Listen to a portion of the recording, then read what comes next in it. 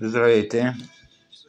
Много често ми се задава въпрос каква оптика да си купя за пружинна чупеща се пушка или с газово бутало. Оптиката трябва да проверите да е противоударна. За марки няма да говоря, но много се забравя, че за да не се мърда оптиката, всеки казва гръбнах 10 изстрела и монтажите ми се разхайдацаха. Трябва да има засечка. Това е един добър монтаж за оптика. Виждате ли засечката? Поне не съм сам, няма кой да ми снима. Това е моноблок по-точно. Това е моноблок именно за такива пушки, които са по-необуздани, по-дърпащи, пружинни, газови бутала, които са по-големи вибрации изпитват и по-големи натоварвания. Този монтаж е много хубав, защото става и за различни размери.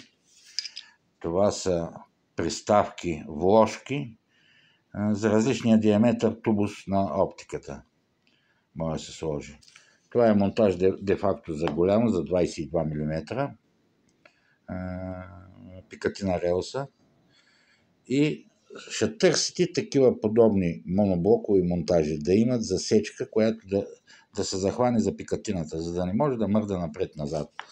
Същевременно погледнете колко солидно е направен с 4 болчета, не с по едно болче, може да се стегне и по-яко и може да се постави удобно. Не за всяка пушка е удобен, но това е един добър, приемливо добър монтаж за пружинна пушка.